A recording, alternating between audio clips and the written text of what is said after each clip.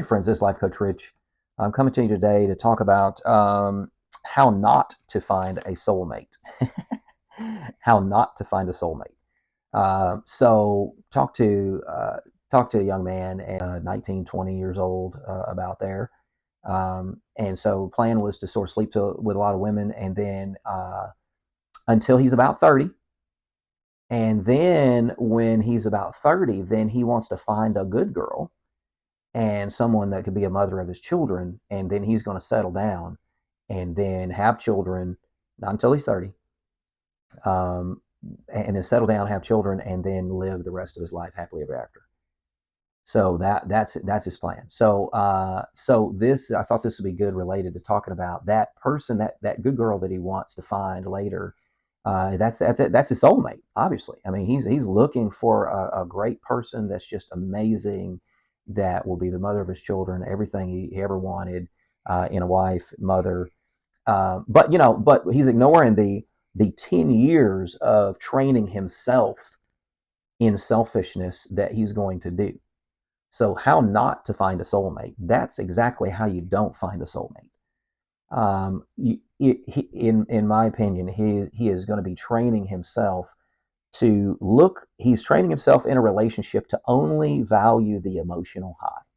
He wants to sleep with a lot of women. He wants to just have that emotional high of the newness of the relationship. As soon as I start getting bored with you, there's lots more fish in the sea. So he's going to dump them, go on to the next one, dump them, go on to the next one, dump them, go on to the next. He doesn't care. He doesn't care about their feelings. They're there to be used. It's a completely worldly mindset. And it's training him that the long term problem that he's not thinking about. He's training himself to value the emotional high in a relationship, and he doesn't want to stay with somebody long enough to actually get to the heart of their relationship, to see each other's flaws, and be vulnerable, and have intimacy in the relationship. So he wants to wait until he's 30, then he'll open up his heart maybe and be vulnerable with somebody and want to spend the rest of his life with them instead of just using them. But he's got 10 years where he's training himself, that there's 10 or more years of training himself to use people. So how not to find your soulmate? Train yourself to use people. Train yourself to only value the emotional high of the relationship, never really seeing the person below the surface. Uh, Training yourself to not really deal with many difficult things in your relationship, because you're just having sex, you're just hanging out and having fun until we have sex again. And then when I start getting bored with you, then I'm done. I'm throwing you to the curb. I'm on to the next one. I'm on to the next conquest. Fourth is that he's not actually building. He's not training himself to build anything in the relationship and actually build a relationship and work on tough stuff. So how does that set you up? You've got 10 years of more than 10 years of doing that stuff, and you don't know how to build a relationship. And all of a sudden, magically, when you become 30, you're going to all of a sudden, bing, now I know how to open up my heart. Now I know how to communicate and work things out. And when we have disagreements, not yell at each other. We're gonna disagree on certain things, and we're gonna work that out peaceably. And we might get angry sometimes, but we're gonna work it out, and we're gonna talk about things instead of just like, I'm done with you. So he never would have to deal with that in any of these relationships. So by the time he gets to 30, then he's looking for the good girl that wants a guy that's going to treat her well, and he has no idea how to treat a girl well, because he's trained himself not to be able to treat a girl well.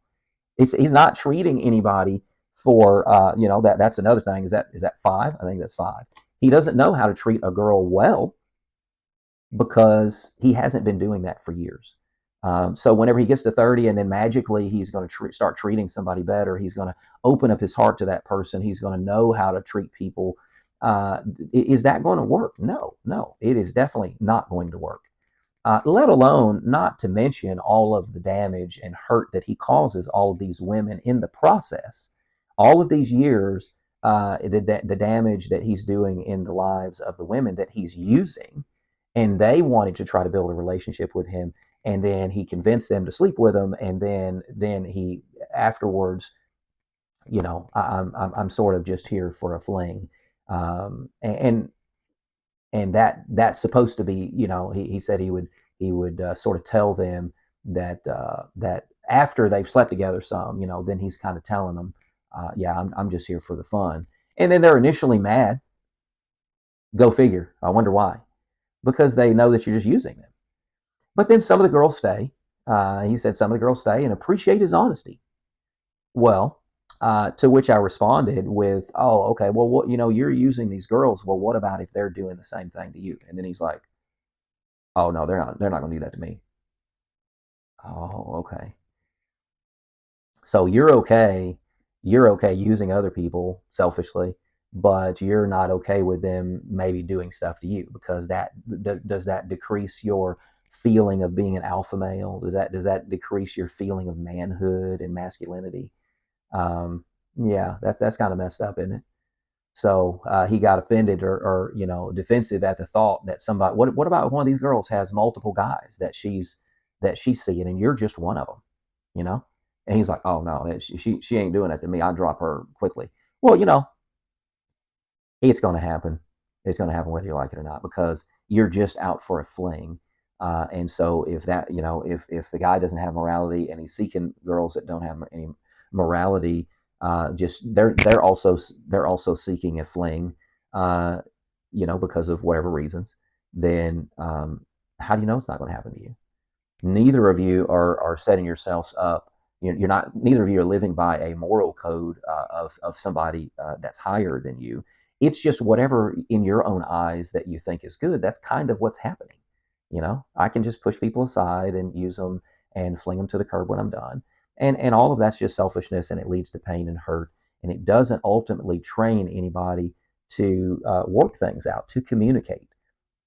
That's the kind of stuff, to actually see the flaws in somebody and love them for their flaws as well, embrace them for their flaws, cherish them fully, and love them fully and completely. All of that requires openness and commitment and vulnerability and communication. And short-term relationships have none of that. All it is just an emotional high. It's just pleasure seeking.